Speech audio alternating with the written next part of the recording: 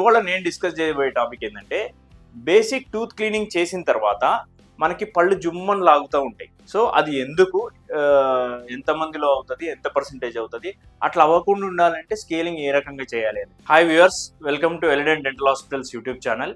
So by the way, నేను మీ doctor M Charan Kumar, co-founder and managing director of Eledent Dental Hospitals, located at Kondapur, KPHB, Manikonda and Banjarals.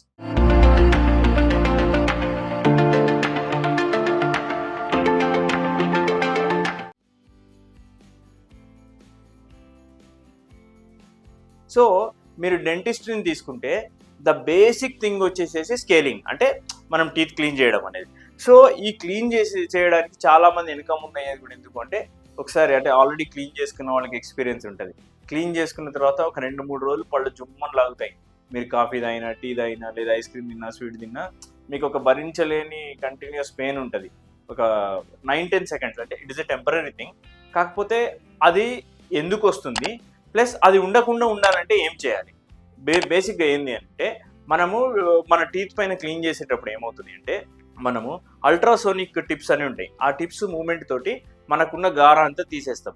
గారా అంతా తీసేసిన తర్వాత ఏమైందంటే, ఆ కింద గారా ఉన్నంతసేపు ఏమవుతుంది, మన చిగుళ్ళ మీద ప్రెషర్ పడి ఆ చిగుళ్ళు అనేవి కొంచెం ఓపెన్ అయిపోయి ఉంటాయి.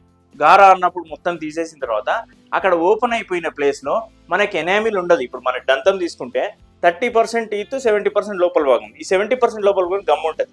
ఈ 30% పార్ట్కి ఎనామిల్ అని ఉంటుంది, కిందంతా డెంటిన్ ఉంటుంది. ఈ ఎనామిల్ ఏంది అని అంటే, మనకు చల్లదనానికి, వేడిదనానికి, పులుపు ఏది తీసుకున్నా కూడా అది తట్టుకోగలే శక్తి ఉంటుంది.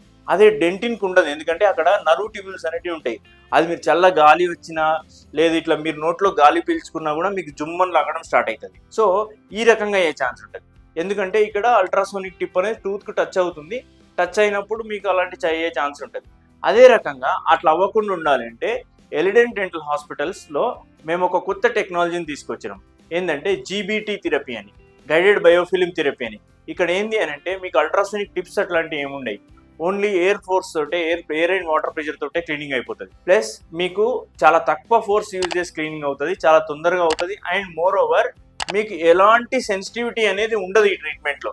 ప్లస్ ఇంకొకటి ఏంటంటే, మీకు ఆల్రెడీ ఇంప్లాంట్స్ వేయించుకుంటే మీకు రెగ్యులర్ స్కేలింగ్ చేసేటప్పుడు ఇంప్లాంట్ సర్ఫేస్ అని టచ్ చేయడానికి ఉండదు. బట్ ఇక్కడ జీబీటీతో మాత్రం మనం ఇంప్లాంట్ క్లీనింగ్ కూడా చేయొచ్చు.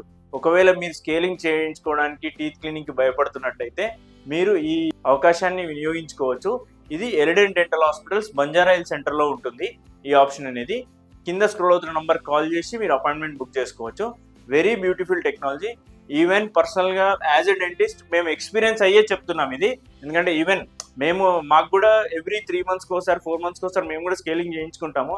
ఎందుకంటే మనం రోజు ఫుడ్ తింటుంటాం, ఎక్కడ ఫుడ్ ఇరుక్కుంటుంది, కొన్ని అన్టచబుల్ ఏరియాస్, అన్రీచబుల్ ఏరియాస్ ఉంటాయి. సో ఎవరికైనా స్కేలింగ్ అనేది అవసరం.